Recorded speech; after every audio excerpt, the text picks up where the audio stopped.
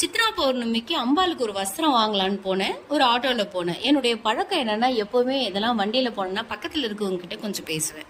அந்த டிரைவர் அண்ணா கிட்ட பேசினேன். அண்ணா, நீங்கள் எத்தனை வருஷமா நீங்கள் ஆட்டோ ஓட்டுறீங்கன்னு. அந்த அண்ணா சொன்னார், நான் 10 வருஷமா தான்மா ஓட்டுறேன். அதுக்கு முன்னே என்ன நான் பண்ணிட்டு இருந்தீங்கன்னும் போது ஒரு பெரிய ஷாக். நானும் எங்க அக்காவும் பெரிய சிவன் அடியார். நாங்க 2 பேருமே கல்யாணம் பண்ணிக்கல. என்னுடைய 15 வயசுல நான் திருவண்ணாமலை அடிவாரத்துல இருக்க சிவன் அடியார் போயிட்டேன். நான் எந்த கோயில் போனாலும் உத்ராட்சம் வாங்கி போட்டுப்பேன். என் கழுத்துலேயே கிட்டத்தட்ட ஒரு 50-60 உத்ராட்சம் இருக்கு. நான் யார்கிட்டையும் பிச்சை எடுக்க மாட்டேன். யாருன்னா சாப்பாடு கொடுத்தாங்கன்னா சாப்பிடுவேன். யாருன்னா டீ வாங்கி கொடுத்தாங்கன்னா குடிப்பேன். யாரும் எதுவும் தரலன்னா ஒண்ணுமே சாப்பிட மாட்டேன். நான் அப்படியே அடிவாரத்திலேயே படுத்துட்டு இருப்பேன் அப்படின்னு சொல்லிட்டு சொன்னாரு. அப்படி இருக்கும்போது எப்படி நான் நீங்க ஆட்டோ ஓட்ட வந்தீங்கன்னு கேட்கும்போது தான் சொன்னாரு, வர்தா புயல் தான்மா என் வாழ்க்கையை மாத்தி போட்டுச்சு. வர்தா புயல் வந்துருச்சுன்னு சொன்ன உடனே எங்க அக்கா என்ன ஆனாங்களோ திருவள்ளூர்லன்னு சொல்லிட்டு பாக்கிறதுக்காக நான் திருவள்ளூர் வந்தேன். நடு ஜாமம் ஆயிடுச்சு. நடு ஜாமத்துல பஸ் கிடைக்காம நான் பஸ் ஸ்டாண்ட் ஓரமா நின்றுட்டு இருந்தேன். அங்கதான் வந்து ஐயப்பா அழுகுற சவுண்டு கேட்டுச்சுன்னாரு. ஐயப்பா என்னன்னு எனக்கு ஒன்றும் புரியல, என்ன இது சொல்றாரு.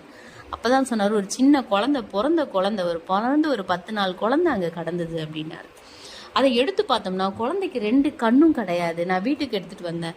வீட்டுக்கு எடுத்துட்டு வந்து எங்க அக்கா கிட்ட கொடுத்தேன் அந்த குழந்தைய பார்த்தோன்னே தான் எனக்கு தெரிஞ்சிச்சு இதுதான் சிவன் அப்படின்ட்டு. அவர் சொன்னாரு, குழந்தைய சிவன்னு சொன்னார். ஆனா எனக்கு அவரு சிவனா தெரிஞ்சாரு.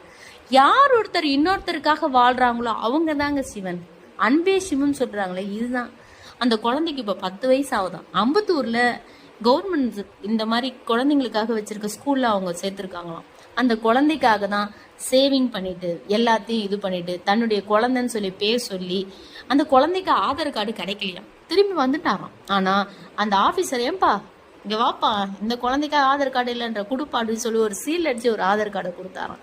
அந்த குழந்தைக்கு 2 கண்ணு தெரியாதான், வாய் பேச முடியாதான், காது கேட்காதான், நடக்காதான், மன வளர்ச்சி இல்லையா. 10 வருஷமா வாழ்ந்துட்டு இருக்காராம் அந்த குழந்தைக்காக. எனக்கு கேட்கும் போது மனசு ரொம்ப கஷ்டமாயிடுச்சு.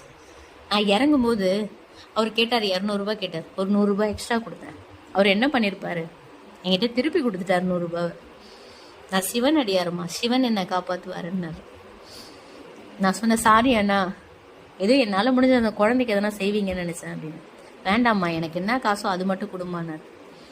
நான் அவர்கிட்ட மன்னிப்பு கேட்டேன் எக்ஸ்ட்ரா 100 ரூபாய் கொடுத்ததுக்காக.